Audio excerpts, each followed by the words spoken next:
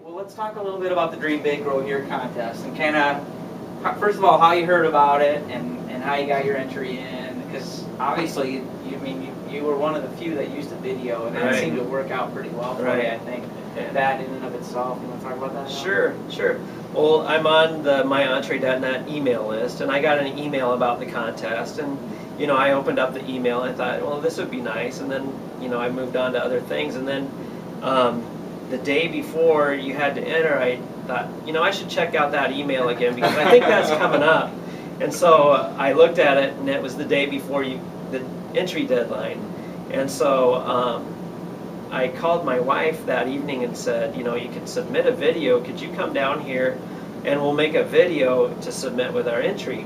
And so she came here. It was at 8 o'clock in the evening, and it had been a long day, but we just started shooting video, and what went up on the site was the third or fourth take, I think. Really? Yeah. No editing. There wasn't time for that, so we just went for it. That's great. Okay. Yeah. Oh, it worked out huge. It was great. Yeah. And so I submitted my entry. Yeah, you were like one of the last ones. Yeah. I remember seeing that. Okay. Yeah. And then, of course, I went on Facebook and put a link to it and told people to vote for me. I have an email list of customers that I sent it to. Oh, cool. I'm on a guitar refinishing forum, and I put it out there. I had those people voting for me. Holy smokes! All right. My kids and their friends are on Facebook. Yeah, she's like my second daughter. But social media. Yeah. Okay. So they got it out amongst their friends, and then one of my customers is on a guitar music forum, and he sent it out to them. So there was a lot of network. There was votes coming in from all over the world. Holy smokes! Okay. At one time, we had an exchange student from Thailand living with us, and so she was advertising it over there. So Dream Big Grow Here is kind of international.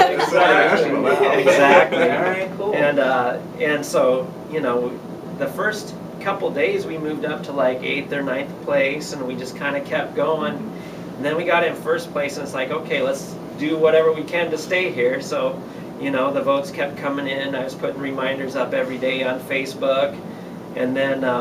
What was that like? Because you got people, we've heard from other people, we can get people to vote once, maybe twice, but how do you get people to vote 8 or 10 times? Yeah, you just got to keep putting the word out there. You just got to, and some people didn't realize that they could vote every day. They thought, once my vote's in, I'm done. Yeah.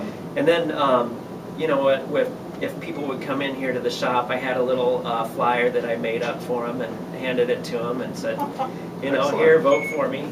And so that went well, and then I was pretty much ahead most of the time, and then there were two of us that were kind of neck and neck, going back and forth, between first and second place. Social media. And so the voting went on for 2 weeks, and the last day I started the morning out. I was like maybe 75 votes in the lead. So you were checking it on I wasn't comfortable with that much of a lead because that's not much of a lead. We're talking about thousands of votes. 75. Exactly. So I had the screen up, 2 screens where I could see where I was at, where she was at, and, and all of a sudden, I see her votes catching up to mine, and like she's getting them faster than I am, and so I wondered what was going on. What happened to make this happen? And then since her and I have a mutual friend on Facebook, I was able to go on her Facebook wall. You randomly have a common friend? Yeah. Yes. Actually, we met through myentree.net.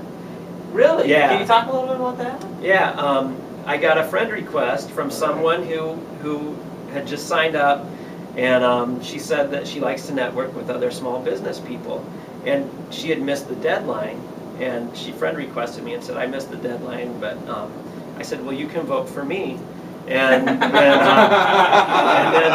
but she had. I remember seeing that actually. Yeah. And So I think she had friend requested a lot of the people on myantra.net. Oh, really? And so that's how I was able to see on her Facebook that she had been on a radio program in Decorah that morning. Oh. And so this is at lunchtime. She was like about 70 votes ahead of me, and I thought, wow, how am I gonna catch up from here?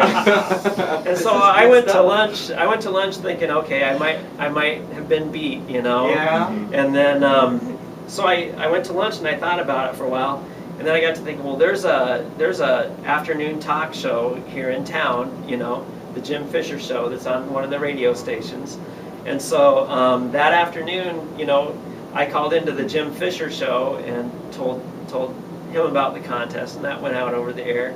So then my vote started picking up. Oh my gosh. And then, but still, we were very, very close. I mean, we were going back and forth. And then at night, we went home after dinner, and this was like around 8:30, 9 o'clock at night. And we have 3 computers in our house. I was on one, and my daughter was on one, and my wife was on the other, and we were all 3 on Facebook. And so anytime any of our friends popped up online, we just chat with them and send them a link to vote for us. And so, oh my gosh. And I love it. This is and great. I'm sure, Facebook ambush. Yeah. I love it. Okay. I'm sure Brittany was doing the same thing, Oh, yeah. because Oh, we were just like this. And then the voting ended at midnight, and she just gave me a run for my money that whole day. But we ended up around 60 votes ahead. So it's pretty tense. So yeah, it was a very tight margin, and she did really well, and Oh, yeah. it was a good program.